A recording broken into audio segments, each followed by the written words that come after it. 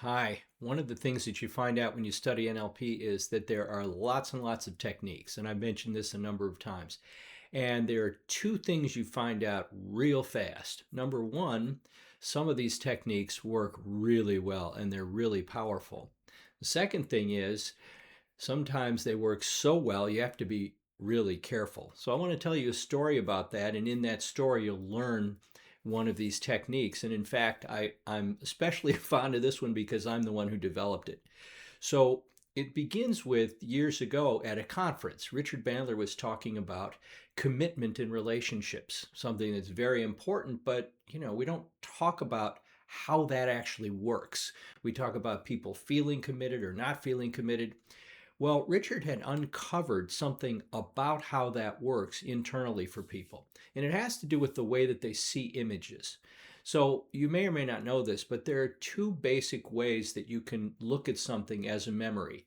You can look at it as if you're there again, fully experiencing the memory, looking out your own eyes at exactly what you would have seen at the time. This is called an associated image. So any visual image that you're seeing from your own point of view, we call an associated image. You're inside of it, associated with all your feelings and thoughts.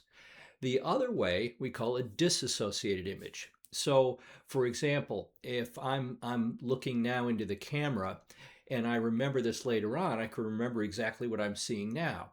But I also, as a human being, have the ability to imagine that I'm seeing this again from some different point of view. So I could remember this as if I was sitting across the room from myself, looking back at myself.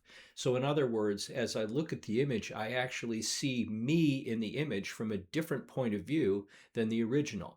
That's called a disassociated image. It means I'm literally disassociated, disconnected from the me that's in the picture.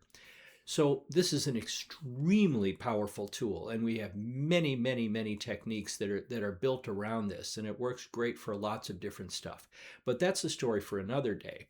What Richard had discovered is in committed relationships, when someone thinks about their partner, in general, they see the partner from an associated point of view. They have an image of the person that they're connected to. Now, this isn't 100%, but it's close.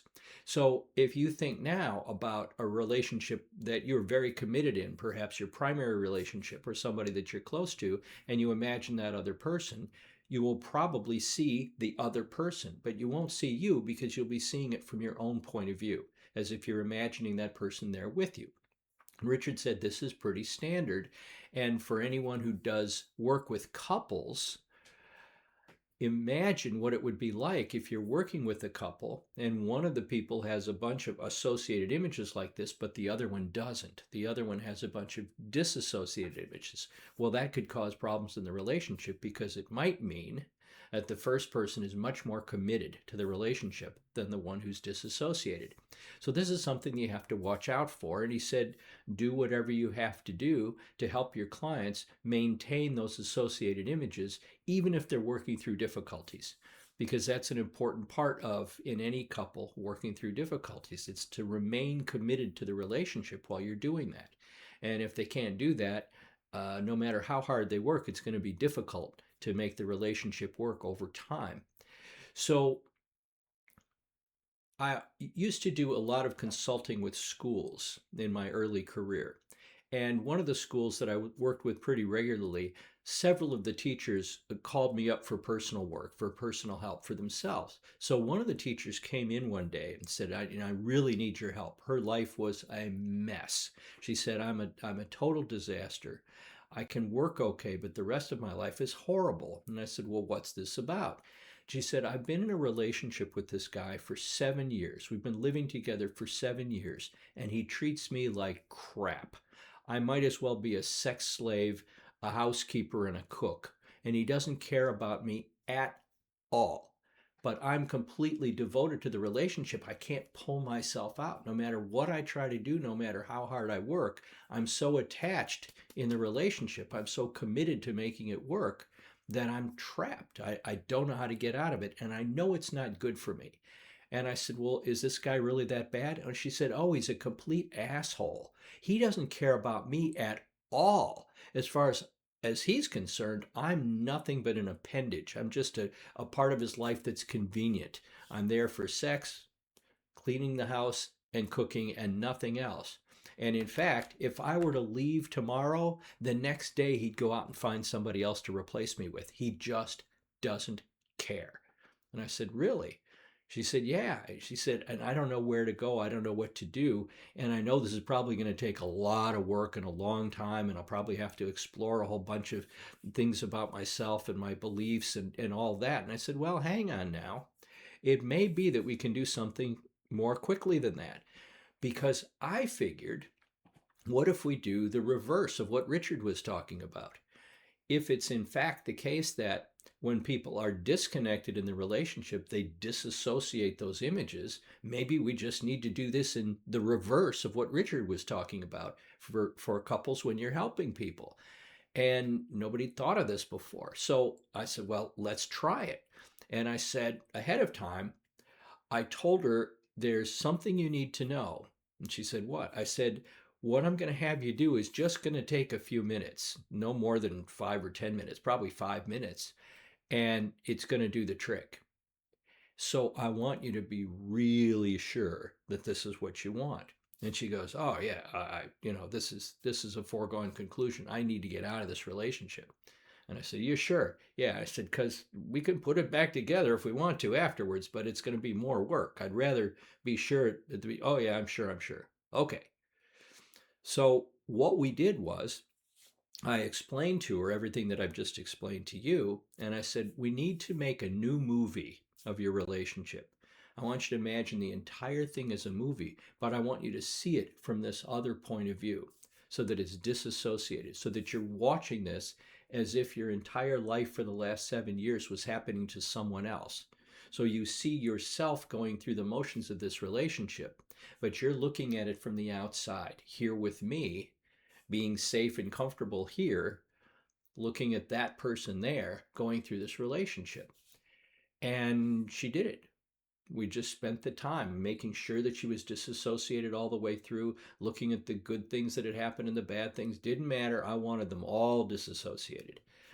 So she gets to the end and she says, wow, that worked.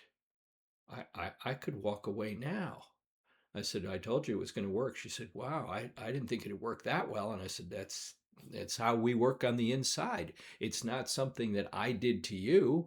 It's simply how our brains work. It's how we process information. It's how our commitment in relationships is structured. And she goes, yeah, now I'm not so sure. And this is where it gets a little funny. And I said, what? She said, yeah, now I don't know if I'm making the right decision. And I said, well, how would you decide? And she said, well, could I bring him here with me next week to see you? And I said, well, you think he'd be willing to come? She said, oh, yeah. He doesn't care so much that it wouldn't occur to him to argue about it. He'd just go along because he wouldn't have any reason not to. I said, really? She said, yeah, this guy has no feeling whatsoever. So it's not going to be a problem. He'll just do it. I said, all right, let's see what happens. And she says, but in the meantime, can we put it back the way it was? And I went, oh, okay, that's what we're going to do. So we reversed the process. She went back into the movie and made the memories exactly as they were the first time, and relived the relationship again, and ended up being just as connected as she was when she walked in the door. And I said, all right, I'll see you next week. If something comes up, let me know. If you want to do it again, that's what we'll do. She said, okay, I got this. So the next week she comes back, and sure enough, he comes in with her.